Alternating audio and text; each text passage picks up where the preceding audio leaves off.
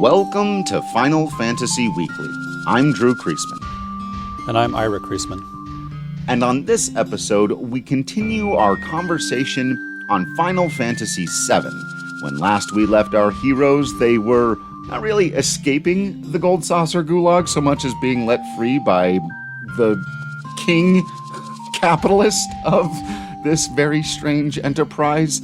And they've been given a buggy, as one does, in order to continue their journey and travel south away from this incredibly bizarre but thoroughly entertaining episode at the Gold Saucer. Right. He pardons us by note and then gives us sort of the game directions, right? Like this is just so the player knows what to do next. I heard Sephiroth was headed toward Gongaga, south of the river. So, being heroes in an RPG, we head toward Gongaga, south of the river. Yeah, it's definitely one of those plot things from the old video games that gets smoothed out in more recent times, where the characters do a lot less of, hey, press triangle to run, So we get to the area where Gongaga is, and on the world map, it's pretty obvious that there's this little town and also a Maker reactor that's been ruined. So you go into the area, and the first thing that happens, actually, is you run into the Turks. Reno and Rude are chatting, and you just sort of listen in for a minute. Rude admits that he's got a big crush on Tifa, and then Elena admits that she's got a crush on Sang, but Sang has a crush on that ancient, presumably referring to Aerith. Yeah. So we get this weird little, love quadrangle thing going on with the Turks. Yeah. This is one of the scenes that sort of starts to turn your opinion on the Turks, and I don't know how Final Fantasy VII pulls off this trick of ultimately making us feel I don't know if sympathetic is the right word. You almost feel, if not by the end of the game, certainly by, sorry folks, it's all canon, the end of Advent Children, that you kind of like the Turks. You're kind of with them. And I even feel like in some ways by the end of this game, and let's remember, these are people responsible for kidnapping, and they're the people who pulled the trigger on dropping the plate and killing millions of people. But this is one way that they really start to be humanized, which is an interesting trick to pull off for people who are literally wearing uniform, right? They're all look exactly the same except for their face and hair. That's the only way we can separate the Turks. And now by their personalities. And them standing around and talking about who they're crushing on, like a bunch of high schoolers, is kind of just the most adorable and endearing thing that you could do for, so far, these people who've been largely antagonistic and scary cool, but, and Rude's got a crush on Tifa. How bad can he be? It is really cute and it is really humanizing, but it's also like you got to kind of be careful about making sympathetic the people who carry out kidnap, torture, murder. Sure. Yeah. Like they are real people too, and we do need to recognize that and be aware of it. But also, like if the story wants to make us sympathetic toward them, then maybe it would be a good idea if, say, for example, in a remake, they gave us some hint that maybe they weren't totally on board with dropping the plate, right? And that's why I think the remake was so good in that way, because it knows we're going to like Reno in some way. Like, he's just got into the ethos since 1997. And so to see in the remake him really struggling with that decision and immediately regretting it. One of my favorite scenes in the remake. Sorry, folks, it's unavoidable. Spoilers. Yep. It is the two of them in the meeting after it's happened with Sang, a scene we never got in the original that does what you're talking about here. It's so we're not undercutting the seriousness of what they've done. They can't just be humanized because, oh, we like him because he's funny. Like, no, you also have to like Reno because you see that while he did go through with this thing he felt like he was ordered to do, he knew it was wrong, and it's sort of the start of his awakening, because we can forgive people who've had a moral awakening much more than we can forgive people who've done a terrible thing, but we just like their personality anyway, right? Right. And I think that's one of the reasons the Rogue One Star Wars movie works so well. Like, they're on the good guys' side, right? They're on the side of the rebellion, but at the same time, some of these guys are doing some really awful things. Yeah. And they're doing it to topple the Emperor and fascism. But still, like, can we forgive that? Can we say that's okay? That's a tough call to make. But I think the movie works so well because it shows what they're doing and why they're doing and how they struggle with it. And the how they struggle with it is really important. Right. And there's a mirror of that on the other side in the remake that we didn't see too much of in the original, where Tifa has a deep moral struggle with the violence they're causing for what they believe in. So really, really good stuff there. So our heroes make their way to the town of Gongaga. It's obvious as you come in that the exploded reactor is in the background, sort of looming in the background of this town. I do wonder if it's a good idea to have this little town so near an exploded reactor. Is there is this Chernobyl-like? Do we have radiation? Yeah. Or, again, referencing the remake, Mako poisoning? Yeah. I remember Jesse's dad. Uh-huh. I think this is a pretty clear Chernobyl reference. Whenever a JRPG has a cemetery in town, you know that is a town that is rife with trauma.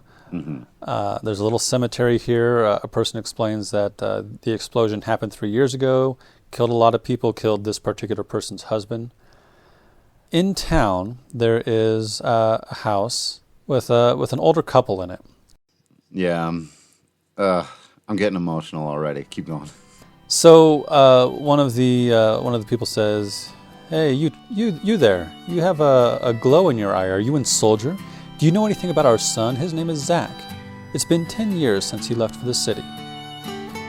Okay. Cloud, yeah, yep. It's been 10 years.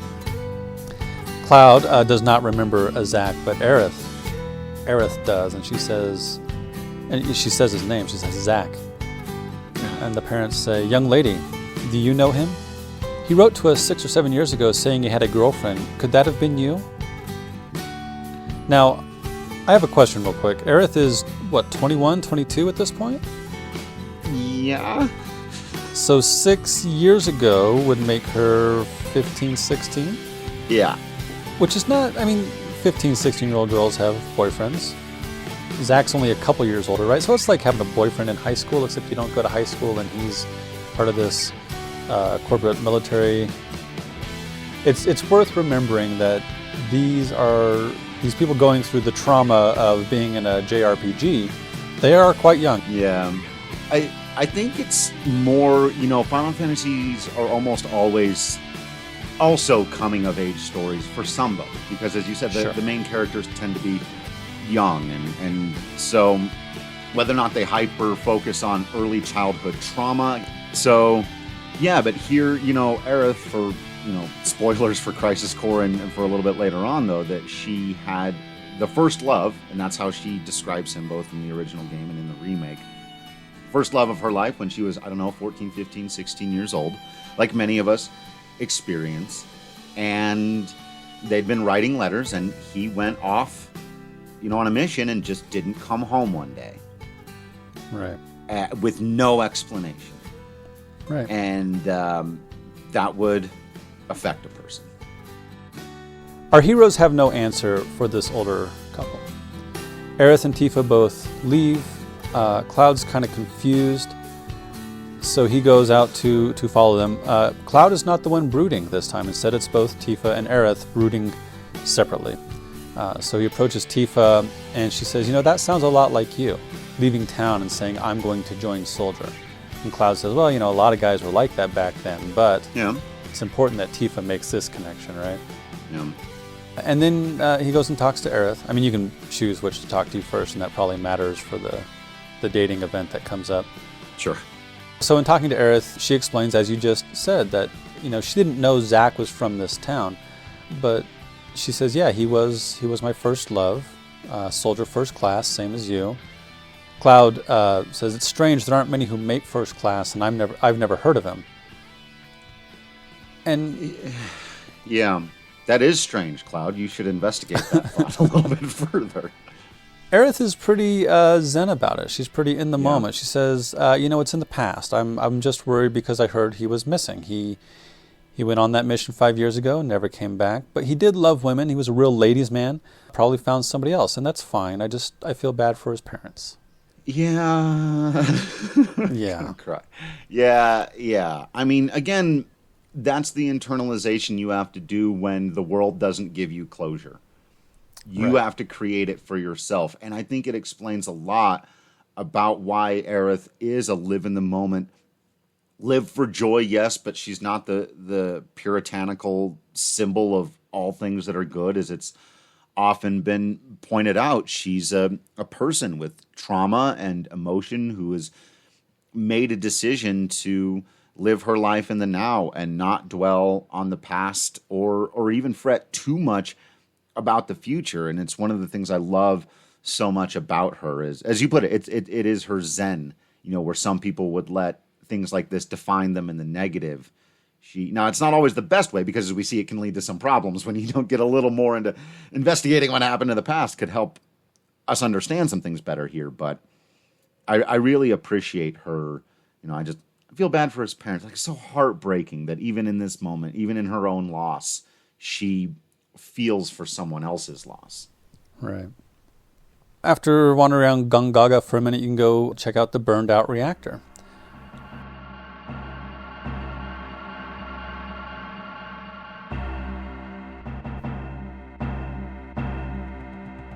I'm going to return real quick. So you fight the Turks, right? It's pointed out that the Turks were here waiting for us. So somebody, they knew we were coming, so somebody must be informing them, right? And Cloud has a line, I trust everyone here.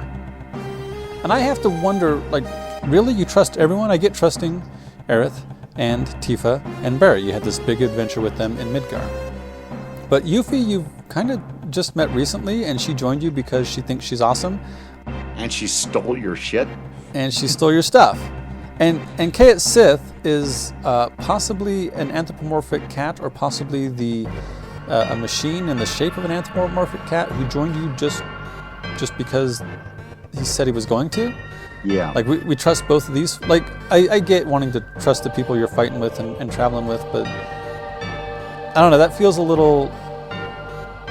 Yeah, I think this is a no zealot like a convert situation for Cloud, and the idea of trusting or having faith in people. It's like he's gone from not trusting or having faith in anybody to they went through this whole experience in Midgar, and now he's left, and now he's got these close friends, and all of a sudden he's feeling safe in a way he's never felt before with these people who he feels like he can trust, and now all of a sudden he's way overly trusting because he's never had people to rely on before.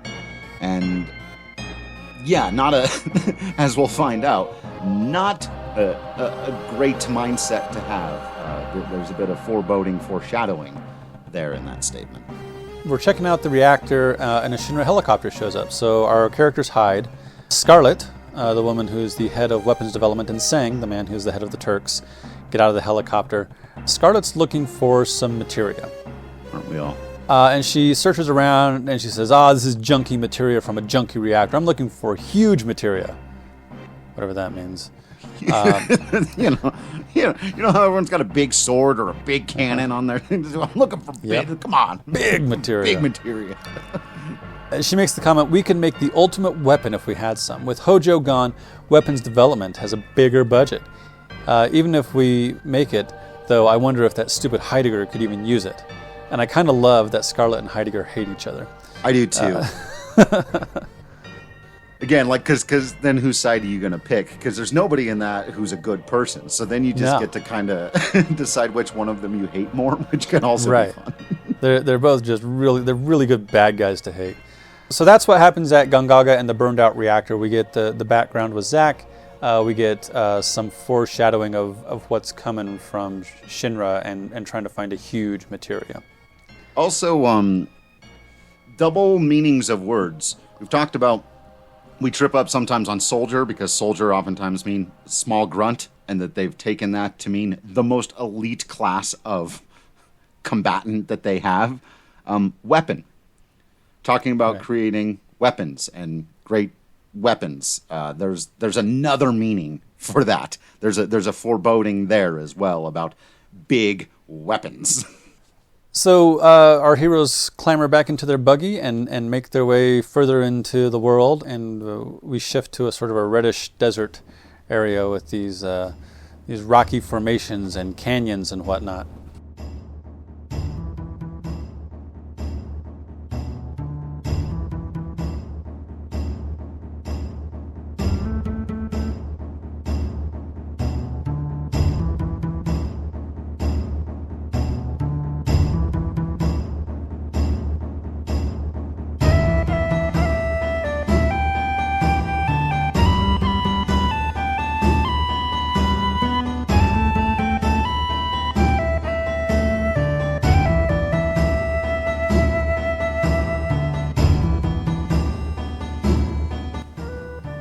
This is the only time I could recall, or I suppose I should say the first time I could recall in an RPG having the world map change like that in terms of its coloration, and doesn't the music even kick in before you get there?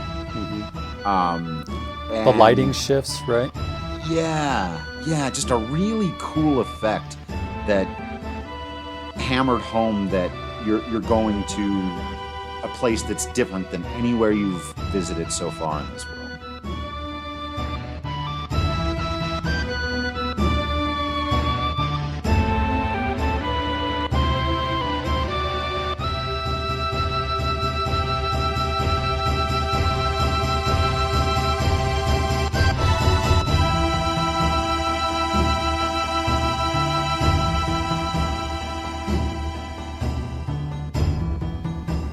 So the buggy conveniently breaks down right in front of this community.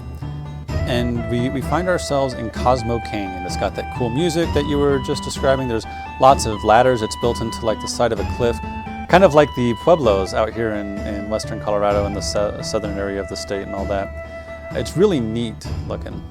And Red XIII leaps from the party and he says, "I am home. It is I, Nanaki." And people are thrilled to see Red, or Nanaki as he names himself. And they're like, "Hey, Red's back." Or they don't call him Red. They say, "Hey, Nanaki's back. Make sure you say hello to Bugenhagen." Which is cool. Yeah. Because we're about to meet a really cool, goofy character. Yeah. So Red runs off into town and he leaves the party. And he did initially say, "Hey, look, I'll go with you as far as home." So this is probably where Red's going to leave the party, right? This is it. It is explained, depending on who you talk to, you get some explanation that this is where people come to study planet life. And they say, the area, the town is full right now, so I can't let you in. But Red comes back and he says, "Hey, they helped me when I was out on the road. Please let them in." So the guy's like, "Oh, sure. I mean, if Nanaki says so." Cloud's like, "Who's Nanaki?" The guy says, "Nanaki is Nanaki," which parallels what Red said earlier. Who are you? I am that which stands before you, which I thought was really cool. Yeah, and it's there's this sort of visual disconnect right away with, and again, remember, Red XIII, Nanaki, is the last of his kind. He's the only one who looks like he does. So all of these are all human beings, who look like Cloud, Tifa, and Aerith, and it's human beings, and he's running around, and these are his, kind of his family. It's his hometown, but nobody here looks like him. And so that's just kind of this interesting representation of, a lot, really. There's a lot going on there, but I think it was very unexpected the first time that this was, just coming upon this place, and it's so different than anything we've seen in Final Fantasy before. Right. So Red explains, "My tribe were the protectors of those who appreciate this beautiful canyon and the planet. My brave mother fought and died here, but my cowardly father left her. I am the last of my race, so the mission I inherited from my ancestors is to protect this place. My journey ends here. So this is probably a good time to jump into our character study of Red XIII. We put it off. Usually we do it when we initially meet the character. We put it off because it's perhaps more interesting to do it once we get some of his background. Yeah. So, as we have described, Red XIII is sort of this wolf-cat creature, quadruped, red-furred, it's kind of a spiky mane. He's got the Red XIII tattoo on his, I would say his bicep, but it's like a foreleg, I guess. Yeah. And there's some interesting, potentially problematic ethnic coding with this character. He wears a feathered headdress. Now that we're in Cosmo Canyon, he's got that sort of drumming music in the background. There is one of the things that actually, there's a lot about this that doesn't bother me, but I think is worth examining. But one of the things that does bother me is that the weapon shop here is named the Tiger Lily Arms Shop. Yeah, that's a little, yeah. Presumably in reference to the Peter Pan character of Tiger Lily. But, British dudes writing about Native Americans, even, fictional Native Americans on a fictional make-believe island, that can be kind of problematic because it's a person of the empire making up stories about people conquered by members of that empire. Is that a good way to put it? Yeah, I've been watching a lot of something that I highly recommend to anybody who loves history and doesn't have a bunch of free time on their hands. There's YouTube videos called Crash Course History, and there's Crash Course World History and Crash Course U.S. History. And one of the things that the guy, John Green, does an exceptional job of is pointing out that far too often we read history through the words and experiences of the imperialists, the people who had the most power, and we get our ideas of other cultures not through their own writings, but through the writings of Europeans. And so he tries to, I think he does a great job of correcting that a lot of times and looking at history through the lens of the people who lived that history, not through the lens of somebody else who discovered it and is now commenting on a culture that they're looking at from the outside. And we've discussed this before about how Final Fantasy walks a difficult line here between trying to be multicultural and literally blending world religions and cultures and ideas and theoretically races together. We've talked before about how a lot of the main characters are sort of this combination between Asian and European. It's difficult to say exactly what race they would be if they existed in our world. And then we add the conversation, of course, around Barrett Wallace, because then it's clear that, well, that's the first guy who's just clearly a black guy. And it's difficult when nobody on your writing staff or on your production team is a black guy to write a black character. It just is. You run into that problem that John Green talks about. You are, to some degree, attempting to tell someone else's story that would arguably be better told by them and bringing with it inherent biases in your own limited prism. And on the other side of that, not having any characters of any other race but your own, or any other background but your own, is problematic as well, right? Having no representation of any other cultures is also an issue, especially in a fictional fantasy world where you have unlimited freedom to be as representational as you want. So with Red XIII or the Nanaki character here, I think there are a lot of things like the Tiger Lily thing that's just super unfortunately, what's the word? Stereotypical. Yeah. It's too tropey. Tropey and stereotypical and even harmful in terms of its sort of two-dimensional concept of what a Native American is or should be, right? But at the same time, having the character and the music, like we talked about with Barrett, I think allows some people to connect with it in a way that maybe they otherwise would not have, right? Right. And I think it helps that both Red and Barrett are not flat characters. They're not just stereotypes. They're interesting, complicated characters with backgrounds and motivations and a wide range of emotions. I think that's why Final Fantasy never gets into super trouble with this issue, because they don't write two-dimensional characters. So even those like occasional clumsy representations can be more overlooked because of the three-dimensional nature of it. Right. I do also want to point out, though, that if your only representation of a Native American is literally not human, then that's a bit of a problem. So again, not really Native American, right? Because there's no America in this in this world, and we've talked about that.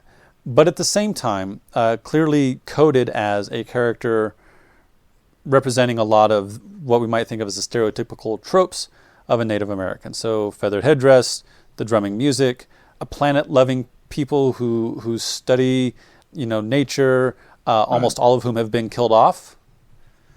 I think there are some clear indications that it's meant to represent an ethnic group that is made up of a lot of different ethnic groups. So we should be careful about acting as though all Native Americans were the same. That's a problem with quote-unquote African culture as well. Right. Africa's a gigantic continent with thousands and thousands of cultures. Right. It's the biggest continent on the planet, and there are all these different kinds of people. Right. So that he is literally not human kind of bothers me, because that gets into the noble savage, looks scary but is actually a nice person trope that can be really negative. I think you can have characters like that and have them be interesting, but and I like that there are non-human characters. Like, one of the fun things about speculative fiction is you can have characters who are not human and have them be interesting. And I think there's a really interesting discussion to be had about the difference between non-human and inhumane. Right? You can have characters who are people, who are sentient, who are sapient, who are people, but aren't human, and that can be a fun dichotomy to play with, because then who are the real monsters? We get into The Walking Dead. Well, the real monsters aren't the zombies. Those people are victims. The real monsters are the humans who take advantage of, right? They're the ones who behave inhumanely. And I love that. But again, being the only representative and having him literally not be human is... Again, it helps that he's a fully fleshed out character. Right. But the answer to this problem, I think, is already seen in another culture that struggles with the exact issue that you're getting at here, and Final Fantasy did it in the remake of 7, and that's with the trans community, or the LGBTQ community, whichever, but particularly even with, I think, the trans community, because I was watching a documentary recently, again, another thing I highly recommend, it's on Netflix, called Disclosure, and this one woman, trans woman, was speaking about how these clumsy representations are worse when it's the only one, right? It's that Red XIII is the only main character in the history of Final Fantasy, at least up to this point. I'd have to, but who is supposed to be sort of representative of this culture, right? And for it to then also be not human, to be so over the top about all of the nature stuff, is more problematic because there are no other people in the story who are also representing that culture. It was the same problem with Barrett being literally the only black guy in Gaia in the first game. Well, now in the remake, there's people of color all over Midgar, as well there should be. And hopefully, when we get to Cosmo Canyon, there will be plenty of human being characters who are also representing the culture and doing so in a three-dimensional way, and in doing so well. The same way Andrea Rodea, was put into the remake. We see all the time, it's not that trans people, in fact, trans people are disproportionately victims of violence. But that doesn't mean that the only time you have a trans person in your movie or your game, you have to kill them. Right. Or make them a victim, or make people hate them. Any of that. Andrea Rodea is just awesome, and he's just there, and he's just dope. Right. and nobody hates him. And, like, everybody seems to love this dude, right? Like, everybody's on board. Even the guy who might have been sort of the rednecky, afraid of gay people character in Chocobo Sam just is clearly appreciative of Andrea Rodea. And, yeah, just a wonderful character. I think that is probably the first time that Final Fantasy has hit it out of the park in that regard. Yeah. Because, like you said, not the victim of violence. Everybody loves him. Just a really cool character. So yeah, I think to that woman's point from before, if you have more representations like that, then those occasional ones where it's not quite on the money, or the native character is not human, or the trans character does get killed, because we do need to learn some of those lessons too, it's not so bad. There just needs to be more of it. And so for me, that's the answer for Cosmo Canyon in the remake, and hopefully throughout the world, we just see more people representing that culture. Absolutely. And so another way to say that is people who are representative of marginalized communities need to be represented in pop culture in a way that is not so marginalized. So that they can fill a variety of roles instead of just the stereotypical role. Exactly. And I want to get in, since you brought up trans characters, I want to talk about Quina Quinn. So Quina is, from Final Fantasy IX, is a non-binary character. Like, the whole race, I guess, is there's no male and female. And so, again, this is a non-human character. So you can have, your non-binary representation, but again, it's like one of the few actually, that game is filled with non-human characters, and so is the party, so I shouldn't say it quite like that.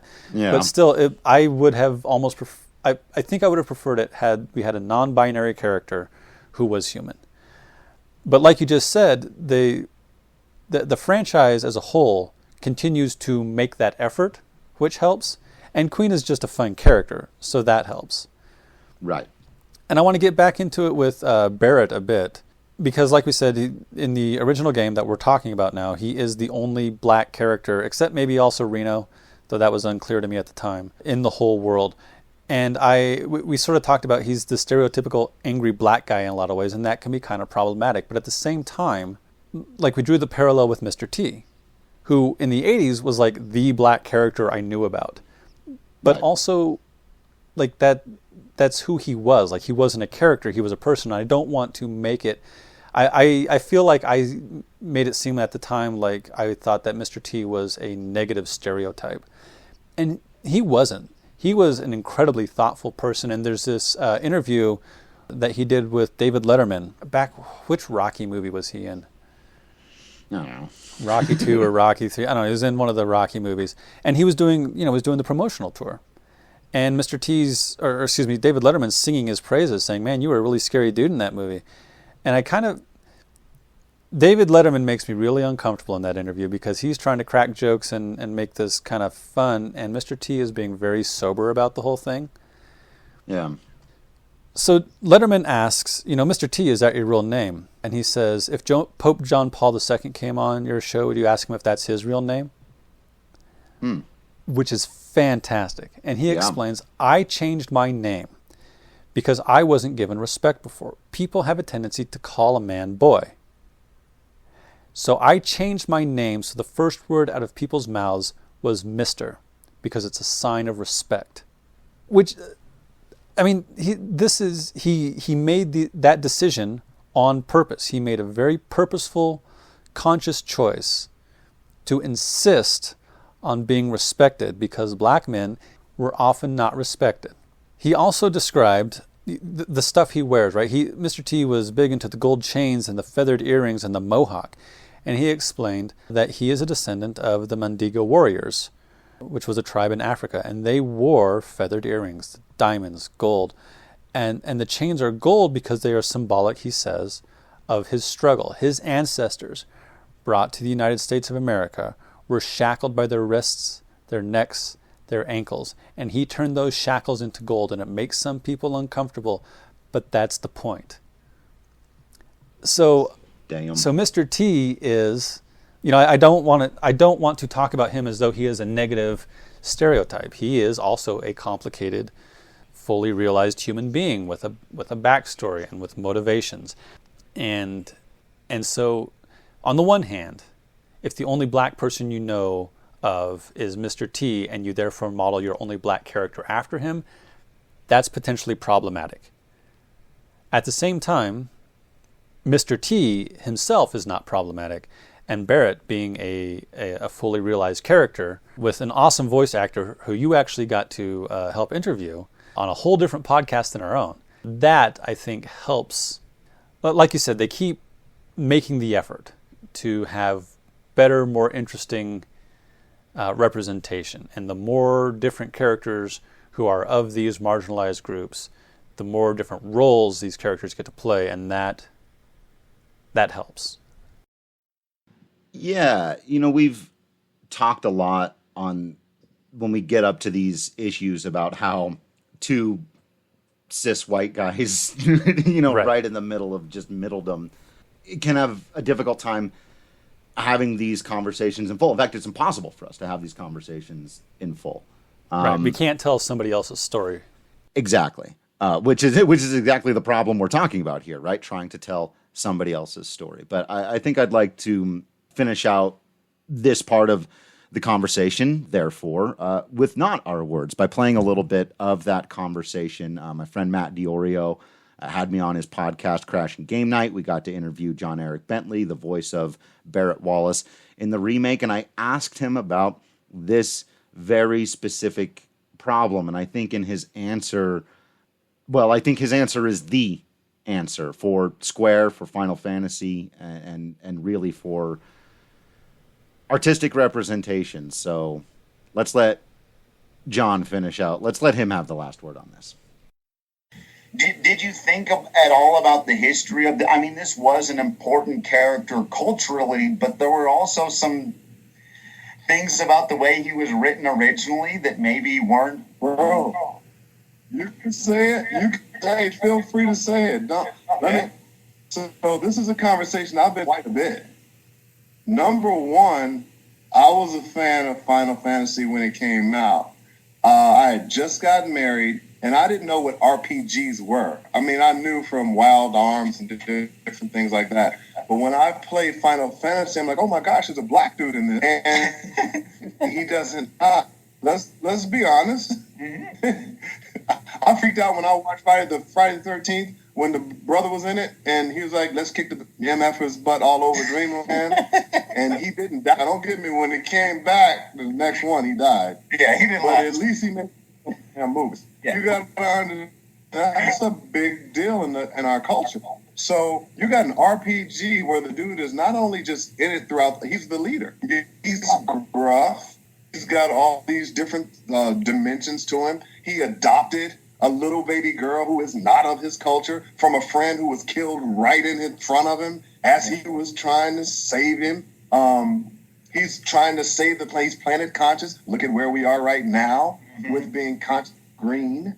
There's so many different dimensions. So for me, I'm going to be honest with you, Drew. The biggest thing is that I wanted to not have him be this big black brute that I knew everyone would perceive him as, like Mr. T was the voice that people got from looking at him from a consensus. And I'm like, well, okay, I get that. And I think that is a valid voice for him, but let's give him dimensions in his voice. Let's give him tones. Let's give him the story that's actually written. You don't have to come up with a backstory. It's right there. It's written. They wrote the hell out of these characters.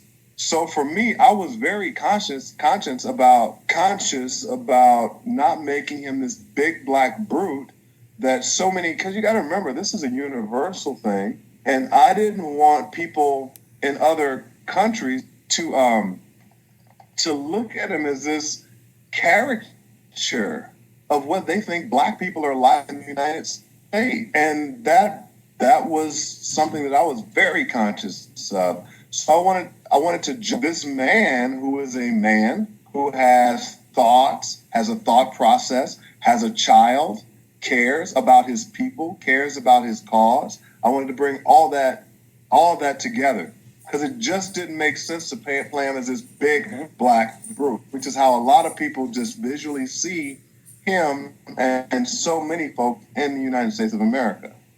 So I was very conscious of it, and I was worried that now you got to understand there's a duality in it. You have to be careful not to be so over the top that your own culture goes, "Come on, man," and you have to also be careful that any other culture goes, "Yeah, that's how they are." And so that was in the back of my mind the whole time I was doing it. Every session I had, I wanted to make sure that he was articulate but still gruff, a leader. There's a lot of comedy with Barrett, and I didn't want it to be some Amos and Andy show. So yeah, there's a lot of stuff went into doing Barrett, man.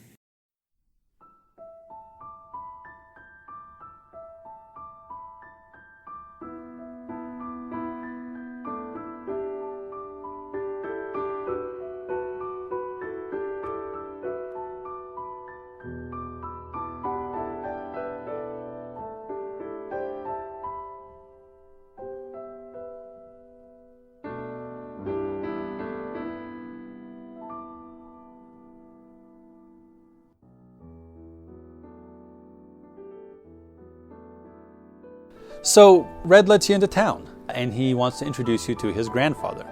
Now, as we said, Red is the last of his kind, so his grandfather is a human being, the man he refers to as grandfather. This is Bugenhagen. Let's do a quick character study on Bugenhagen. He's an old dude. He knows a lot of things. He's the sage of this world, right? He's the sage of this story who's going to impart upon us some wisdom. He's going to do it in a really cool way. He also doesn't seem to have legs, and he can float. Or maybe he's sitting... There's a limited number of questions you can ask of a guy named Bugenhagen. Yeah, I think he's meant to be sitting on a ball, and the ball floats. But my other question is... some kind of like wheelchair of magic. Right. Maybe it's a Charles Xavier chair, like from the 80s cartoons. So he lives in this observatory, which is this tower on the top of one of the rocky protrusions here in Cosmo Canyon, and there's a telescope on top. And it's a very vertical living space, and there are ladders all over the place. What I want to know is, why are there ladders in your house if you can float? Whoa. Probably for the visitors, right? Other people want to use the telescope. Presumably. He doesn't expect everyone to float. Right. He's being aware of other people. So Red explains that this is his grandfather, Bugen, and he's incredible, and he knows everything. And Bugen thanks you for looking after Nanaki, explains that Nanaki is still a child. Red says, "Grandfather, please stop. I am 48. And Bugenhagen says, no. His people are incredibly long-lived. 48's like 15, maybe 16 years old in human reckoning." I loved that reveal. I don't know if that's a thing, like...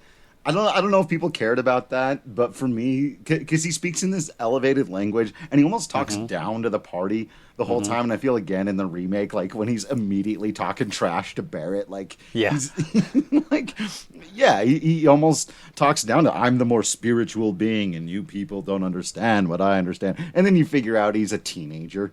He's just a kid like the rest of you. I loved that.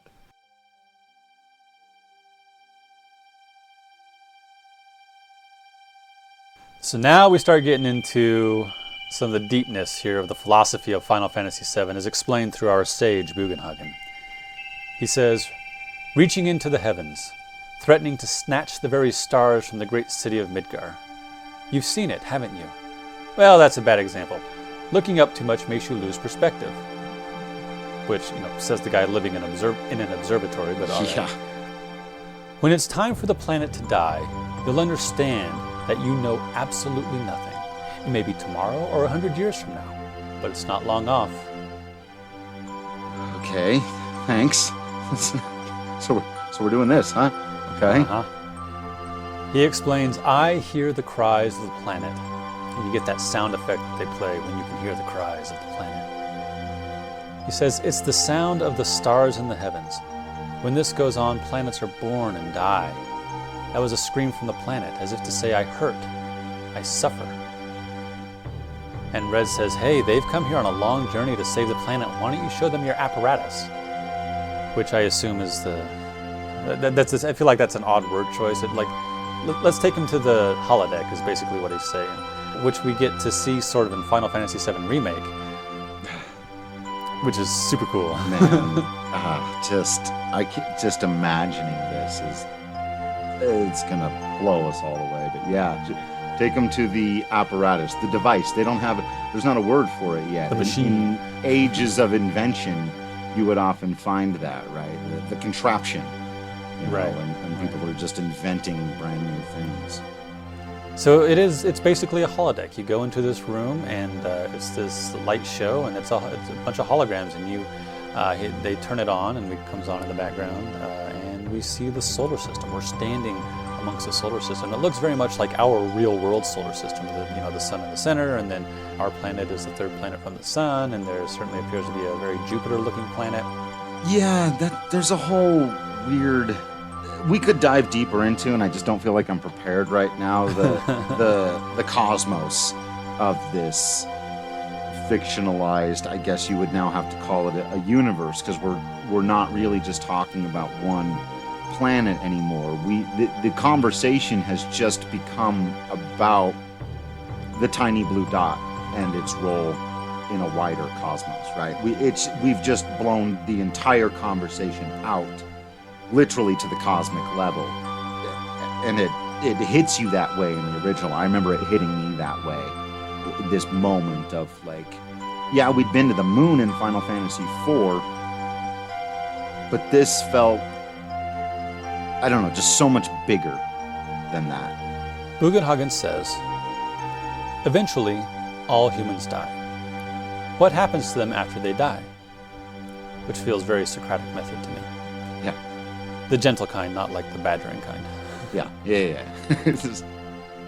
The body decomposes and returns to the planet. That much everyone knows. But what about their consciousness, their souls? The soul, too, returns to the planet, and not only those of humans, but everything on this planet. In fact, all living things in the universe are the same. The spirits that return to the planet merge with one another and roam the planet. They roam, converge, divide, become a swell we call the life stream. In other words, a path of energy, the souls roaming the planet. We focus in on their Earth-like planet. And there are these sparkles all over the globe, presumably to represent souls and life stream energy. Spirit energy, he says, is the source of life for trees, birds, humans, and not only living things. It makes it possible to form planets. And if that energy were to disappear, and then the holographic version of the planet crumbles apart and drifts into space. And I think I like this because it parallels some real world religions when we start talking about Hinduism and the soul sort of returning to the larger energy of the world. It's also interesting to me that this strongly parallels the film Spirits Within, right? Like a lot of Spirits Within is this philosophy of Final Fantasy VII, and when the general says, "So if I fire a gun into the ground, am I harming the planet?" It's like, yeah. Way to deliberately miss the point, I guess. Right. Like imagine making that comment about Buddhism and a belief of all things belonging to the same, all living things belonging to the same energy force, that there's really no separation between those things. And it's an interesting and non-exclusionary, I would add, view of the world. There's nothing about that concept that has to get in the way of several other belief systems that you could put on top of it. So I've always found that kind of spirituality to be very intriguing, very interesting. The notion that there is some sort of energy force, if you want to call it a soul, or but that the souls of all of the living things aren't individual things, that they're basically I think the best analogy I've heard from it is like droplets of water in the ocean. Sure, you could separate out, and technically the ocean is made up of a bunch of different droplets of water, but like, so our souls would all be technically different things, but they exist in what is basically an ocean of cosmic life energy. And I find that to be remarkably compelling to think about. So he finishes his explanation by saying spirit energy can be compressed in reactors and processed into Mako energy. All living things are being used up and thrown away. Mako energy will destroy the planet. So the idea of this world in Final Fantasy VII is that the planet can only exist so long as the energy of living beings exist, right?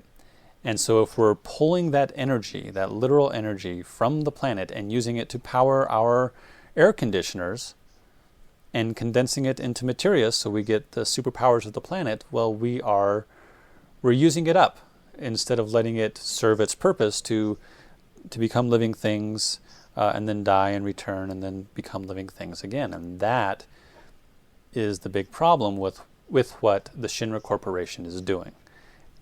And so, like, those are the stakes, right? Like, we've got we're fighting Shinra because they're fascists, and they're killing people, and they're imprisoning people, and they're torturing people, and they're doing all the horrible fascist things that fascist, capitalist, imperialists do. But also, we're fighting Sephiroth because he's trying to take over the planet, because he believes that he alone can fix everything, and he alone deserves to be the king of the world.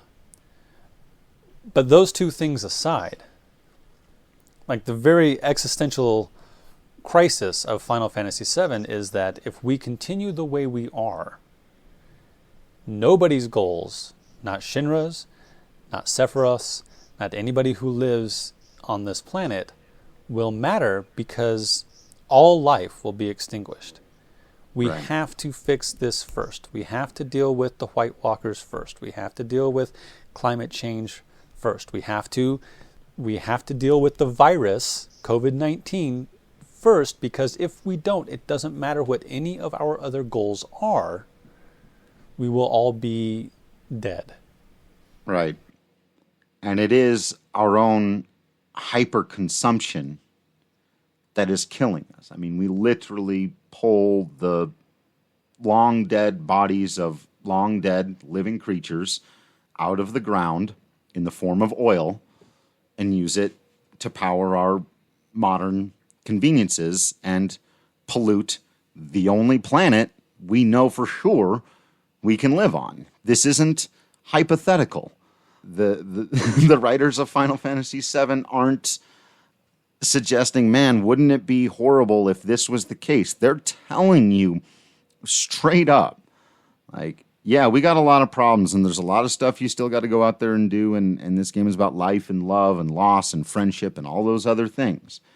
But if you destroy, through your need to consume, the only environment we have, then none of those things matter. Right. And I feel like in our real world predicament with all this, there are solutions that have been posed, and some of us are trying to move down some of those paths, right? I wonder, though, if there's a parallel solution to Final Fantasy VII. Like, have you seen anywhere in the story or the game where, taking care of Sephiroth is one thing, but that doesn't solve the economic or energy crisis of this planet? Is there a Paris Climate Accord?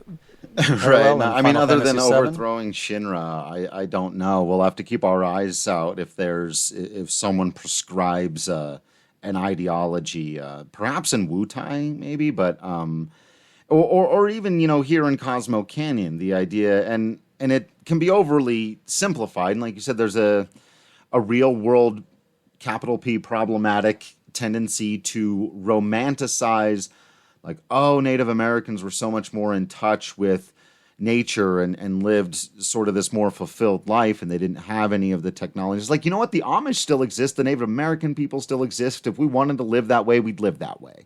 stop romanticizing it and saying, "Oh, we've done this on purpose." We, you know, right? Like, Right. And if we wanted to be less consumer and more in touch with nature, we'd make a conscious effort to go out and do it. There's nothing stopping you from doing that. Right.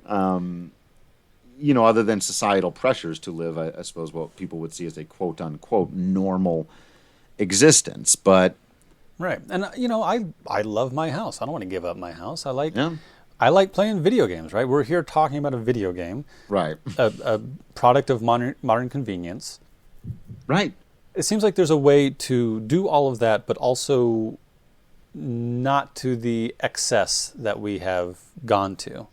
Right. And I think really that, you know, these games, it's oftentimes about balance, and, you know, that's what Star Wars is about, and they draw on that same ethos too, right? Of the balance, like Sid Highwind, who will eventually meet. Like we're supposed to root for his goals of technological advancement, and Right. and so it's not just we should halt all progress and be like the people in Cosmo Canyon or be like the Native Americans. That's very clearly not the message of Final Fantasy VII. It's more complicated than that.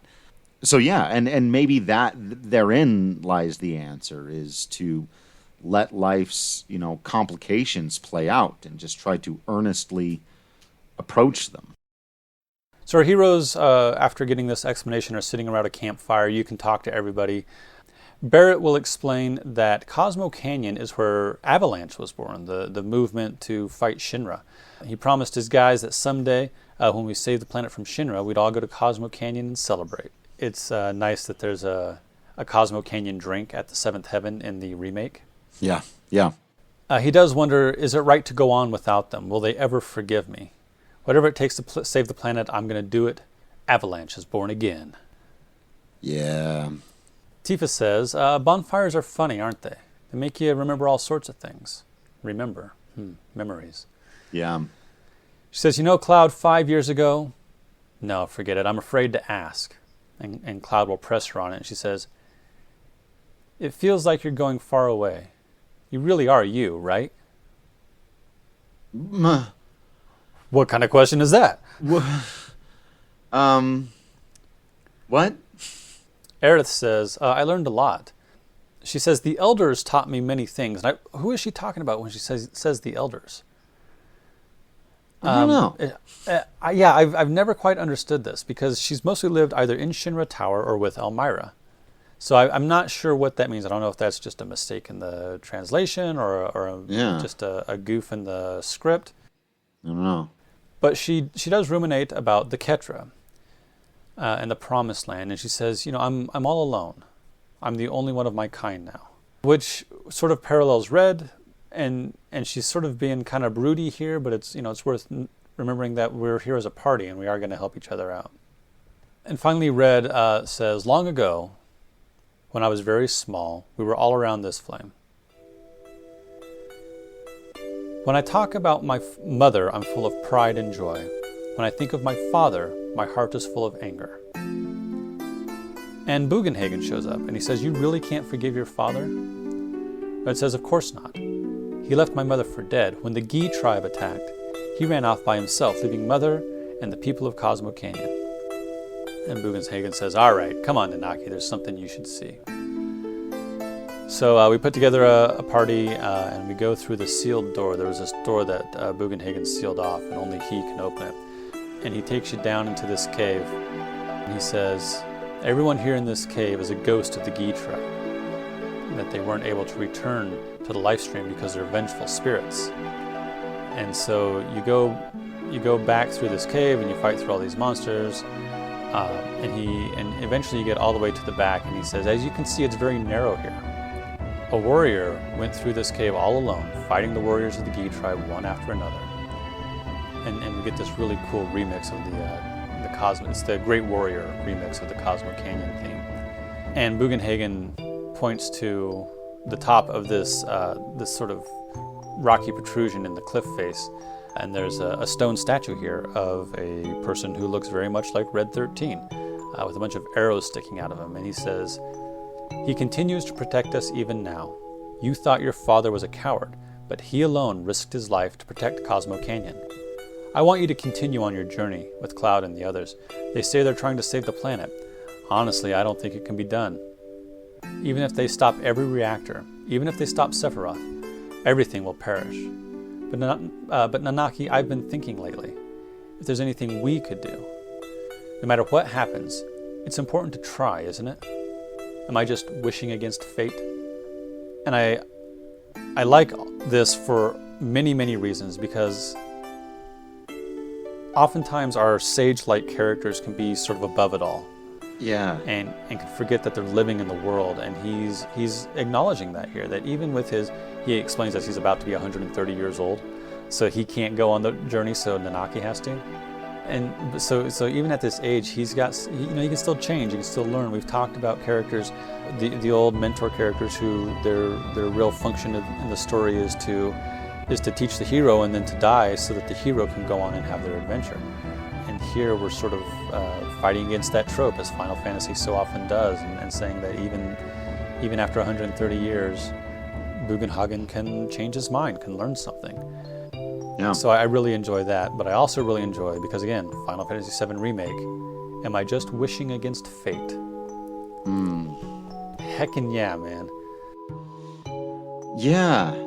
This is a great sequence for a number of reasons. All that, even the fact that he shows so much doubt. Oftentimes these sage characters, even if they have some doubt, they're trying to instill hope in the young hero to go off and save the world. And here Bugenhagen states plainly, I don't think they're gonna do it, man. Which just drives home even further, the task we have ahead of us. But yeah, I love it for the first reason you pointed out, that he's not above it all. He's a person in this world, and he cares about it, and we have to try.